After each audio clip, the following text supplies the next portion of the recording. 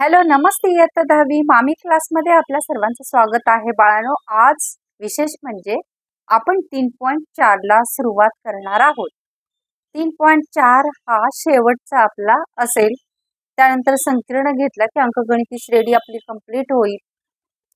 चला तर मग 3.4 मधील गणित काय आहेत ती पाहूयात.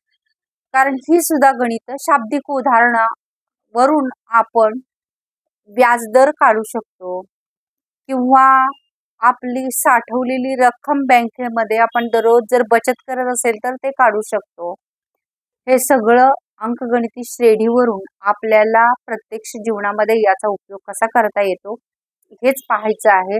चला तर मग या सूत्रांचा वापर करून आपण मोठमोठी गणितं अगदी लहान करून सूत्रामध्ये भरून सोडवू सुद्धा शकतो. हे व्यवहारामध्ये आपल्याला उपयोगी पडणारे गणित आहेत. चला तर मग 3.4 मधलं पहिलं गणित काय दिलेलं आहे पाहू. आणि विशेष म्हणजे मी शिकवलेलं तुम्हाला आवडत असेल लाईक, शेअर आणि सबस्क्राईब जरूर करा. चला, सराव संच 3.4 सानिकाने गणित काय दिले बघा. सानिकाने 1 जानेवारी 2016 ला पहिलं गणित आहे बाळांनो.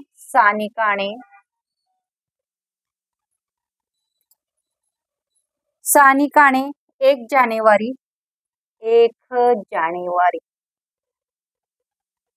2016 ला ठरवले की काय ठरवले. त्या दिवशी रुपये 10, दुसऱ्या दिवशी रुपये 11, त्या दिवशी 10, त्या दिवशी 10 रुपये, दुसऱ्या दिवशी 11 रुपये, दुसऱ्या दिवशी 11 रुपये, तिसऱ्या दिवशी 12 रुपये, तिसऱ्या दिवशी 12 रुपये. अशा प्रकारे बचत करायचे. अशा प्रकारे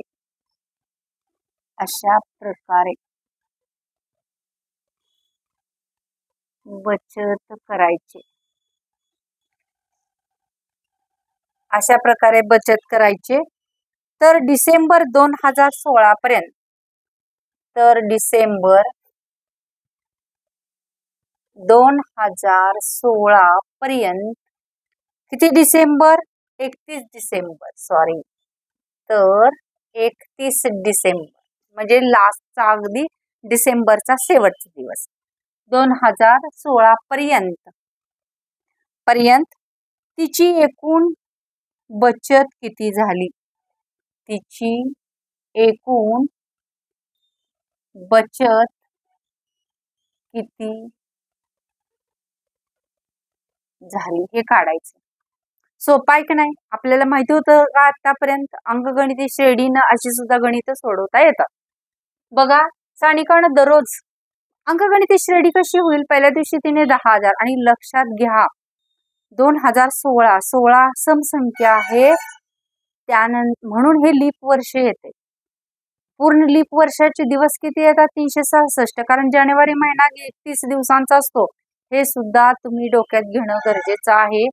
मग काय लिहिता येईल आपल्याला. 2016 हे वर्ष लीप वर्ष आहे, बरोबर का नाही. ते लिहावं लागणार आहे आपल्याला. 2016 हे लीप वर्ष आहे. 2016 हे लीप वर्ष आहे. लीप वर्ष आहे म्हणून जानेवारी महिन्यात किती जानेवारी महिना 31 दिवसांचा असतो. जानेवारी महिना 31 दिवसांचा येतो. म्हणून 2016 चे दिवस किती येणार 366, बरोबर का. 2016 चे दिवस येणार 366 लीप वर्ष असल्यामुळे. मग आपल्याला इथं अंकगणिती श्रेणी काय दिले बघा. पहिल्या दिवशी 10, दुसऱ्या दिवशी 11, नंतर 12, अशी किती 366 दिवस, तिथं 366 म्हणता येत नाही, अर्थात असे अंकगणित ही श्रेणी आहे. पहिल्या दिवशी 10, दुसऱ्या दिवशी अशी अंकगणिती श्रेणी तयार होईल. म्हणजेच इथं ए बरोबर किती निघल 10, डी बरोबर काय निघल फरक यातला 1. आणि आपल्याला काय काढायचं आहे तर यस 366 बरोबर किती, म्हणजे 366 दिवसाची तिची बचत किती झालेली आहे हे कळालं ना तुम्हाला. अगदी सोपं आहे. डोक्यात फक्त काय घ्यायचं होतं, कारण 2016 हे लीप वर्ष येतं म्हणून 365 ऐवजी 366 दिवस होतात. तिथे 365 नी केलं असतं तरी सुद्धा गणित चुकलं असतं. या बारीक सारीक गोष्टींकडे लक्ष द्यायला शिका. चला तर मग एन बरोबर सूत्र वापरायचं. एन बरोबर n/2 कंसात 2a अधिक n वजा 1 कंसाच्या बाहेर d. यस किती येणार 366. 366 बरोबर n 366/2 कंसात 2a ची किंमत किती आहे बाळांनो इथं 10 अधिक 366 वजा 1 गुणिले d ची किंमत किती आहे 1. इथं भाग घालूया. यस 366 बरोबर बे के बे नको, किमती भरल्या तिथं भाग घालवायला नको. वरचं सगळं आपण पुसून घेऊया आणि तिची बचत काढता येईल, कारण इथं सगळं हे गोंधळ उडेल.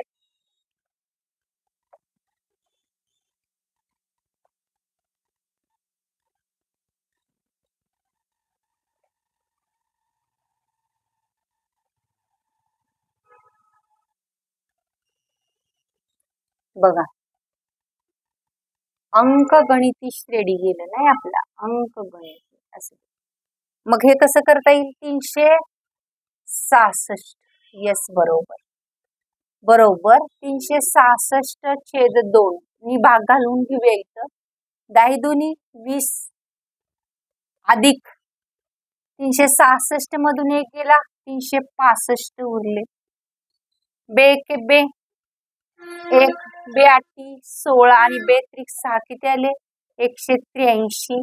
आणि ह्या दोन्हींची बेरीज 365 अधिक 20 5 6 7 8 किती आले 385.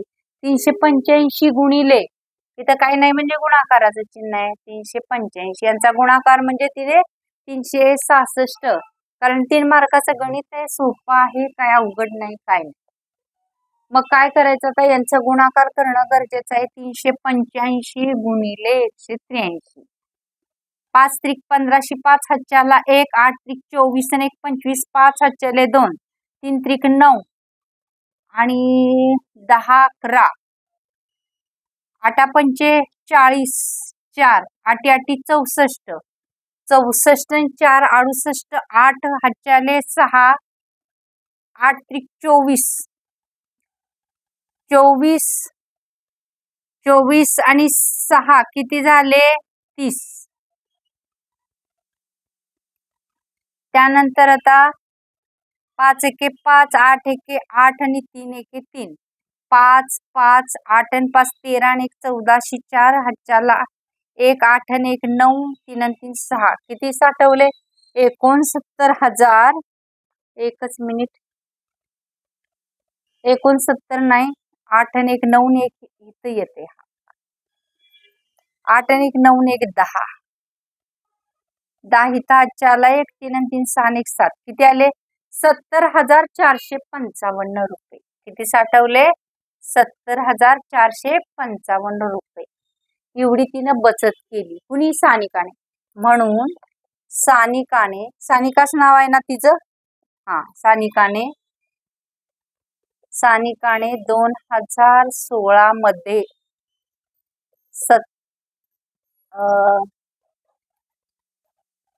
70,455 रुपयेची बचत केली. हे वाक्य आपल्याला लिहावं लागणार आहे, तरच आपल्याला फुल्ल मार्क्स मिळणार आहेत. आहे ना सोपं, काय अवघड आहे का याच्यामध्ये नाही ना. चला तर मग याच प्रमाणे असणारं दुसरं गणित बघूया. इतकी सोपी गणित आहेत, फक्त कॅल्क्युलेशन पार्ट थोडासा अगदी ऍक्टिव्हपणे करावा लागतोय, चुकता कामा नये. पुढचा आहे, एका ग्रस्ताने 8,000 रुपये कर्जाऊ घेतले. बघा, त्याने काय घेतलेत? 8,000 रुपये कर्जाऊ घेतले. दुसरा आकडा आहे हा. एका गृहस्थाने 8,000 रुपये कर्जाऊ घेतले.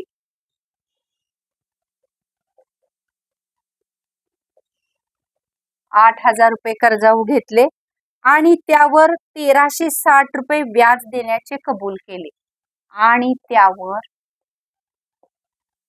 1,360 रुपये व्याज देण्याचे कबूल केले. व्याज देण्याचे कबूल केले. प्रत्येक हप्ता आधीच्या हप्त्यापेक्षा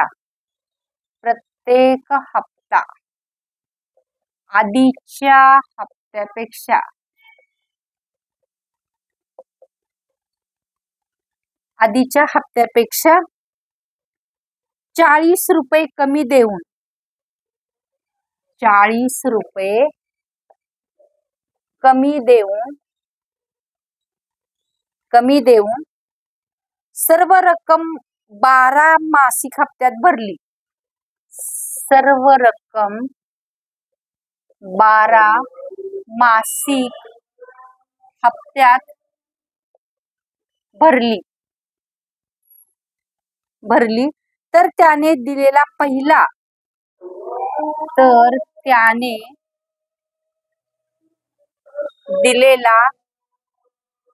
पहिला व शेवटचा हप्ता किती होता, असा प्रश्न आपल्याला त्यांनी विचारलेला आहे. पहिला आणि शेवटचा हप्ता किती होता असं विचारलेला आहे. चला तर मग पहिला आणि शेवटचा हप्ता किती होता, कसे पैसे भरले. पहिल्यांदा त्यांनी 12 हप्त्यात भरलेली एकूण रक्कम आपली माहिती पाहिजे, बरोबर का नाही. 12 हप्त्यात रक्कम लिहायचं. ग्रस्ताने 12 हप्त्यात भरलेली रक्कम किती भरली बाळांनो? किती भरली बघा? 8,000 अधिक 1,360 रुपये व्याज दिले. 8,000 अधिक 1,360 रुपये एवढी त्यांना रक्कम भरली. मग आता यांची बेरीज करूया. 8,000 अधिक 1,360 हे 0, 6, 3, 8 आणि 1 9, 9,360 रुपये काय केलेले त्यांनी? टोटल रक्कम त्याला दिलेली आहे. तर पुढे काय विचारले बघा, त्यातला आधीचा प्रत्येक हप्ता हा आधीच्या हप्त्यापेक्षा 40 रुपयाने कमी आहे. म्हणजे त्यातील फरक कसा काढतो? डी बरोबर -40, कारण पहिला हप्ता भरला की 40 रुपये कमी द्यायचे आहेत, बरोबर की नाही. त्याच्यामध्ये वाढणारी किंवा कमी होणारी संख्या ही आपण फरक घेतो. पुढे काय सांगितलेलं आहे त्यांनी? किती हप्त्यात त्यांनी भरलेला आहे? यस, 12 हप्त्यात भरलेले आहे. किती रुपये भरलेले आहेत? 9,360 रुपये भरलेले आहेत. किती हप्त्यात? 12 हप्त्यात. तर आता आपल्याला सूत्र वापरूया आणि याची किंमत काढून घेऊया बाळांनो. एसएनचं सूत्र वापरूया आणि याची किंमत काढूया. म्हणून एसएन बरोबर काय लिहिणार आपण? n/2 कंसात 2a अधिक n वजा 1 कंसाच्या बाहेर डी, बरोबर की नाही. मग SN म्हणजे S12, n किती आहेत? 12/2 कंसात 2a तसेच राहणार. इथे किती येणार? 12 वजा 1, डिफरन्स किती आहे? -40 गुणिले -40. आता बघा, 12 हप्त्यात भरलेली रक्कम पण दिलेली आहे त्यांनी. इथं दिलेली आहे किती? काढून घेतली आपण 9,360 रुपये. बेसक्क 12 म्हणजे इथं 6 आले, इथं 2 आहे, अधिक 12 1 गेले 11 गुणिले -40, बरोबर का. आता इथं बघा 9,360 इथं गुणाकारात इथं भागाकारात आणूया आपण इथं हे 2a हे यांचा गुणाकार काय होणार 11 चोक 44 वजा 440 आता इथं 6 न भाग लावूया 6 एके 6 6 एके 6 7 8 9 3 उरले 6 पंचे 30 पुन्हा आणि 3 उरले 6 6 36 किती आले 1560 1560 बरोबर 2a वजा 440 पुन्हा काय करूया 1560 हे इकडे आणूया अधिक 440 बरोबर काय राहिली तर 2a राहील यांची पुन्हा काय करूया बेरीज 1560 अधिक 440 0 6 4 10 0 8 4 1 5 4 9 1 10 2 किती आले 2000 इथं 2000 बरोबर 2a म्हणून 2000 छेद 2 बरोबर a म्हणजे a बरोबर पहिला हप्ता किती आला 1000 हे कळालं असेल तुम्हाला बाळांनो मग आता बघा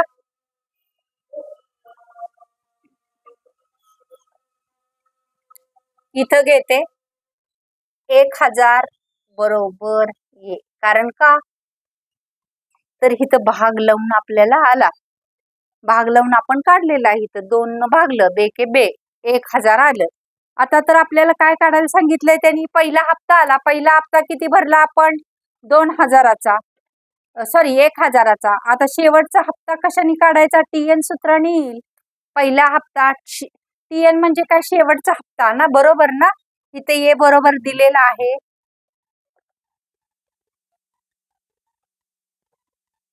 ए बरोबर दिलेला आहे डी बरोबर पण माहिती आहे वजा 40 आता काय काढून घ्यायचं शेवटचा हप्ता म्हणजे टी 12 एन बरोबर 12 बघूया 12 म्हणजे शेवटचा हप्ता काढताना टी एन चं सूत्र वापरूया तिथं काय बेरीज करायची गरज नाही टी एन बरोबर काय लिहायचं ए अधिक एन वजा 1 कंसाच्या बाहेर डी म्हणजे इथं टी 12 बरोबर म्हणजे ये 1000 पहिला हप्ता भरलेला 1000 अधिक इथं 12 वजा 1 गुणिले वजा 40 म्हणजेच टी 12 बरोबर 1000 अधिक 12 नाही गेला 11 गुणिले वजा 40 म्हणजेच टी 12 बरोबर 1000 11 चोक 44 म्हणजे इथं पण 440 आले म्हणजेच 1000 मधून 440 काय होणार आहे तिथं वजा म्हणजे तो काय असणार आहे शेवटचा हप्ता म्हणजे 12वा हप्ता 1000 वजा किती 440 0 10 न 4 गेले 6 राहिले इथं राहिले 5 इथं 0 किती रुपयाचा हप्ता झाला 560 रुपयाचा हप्ता म्हणून पहिला हप्ता बरोबर 1000 रुपये आणि शेवटचा हप्ता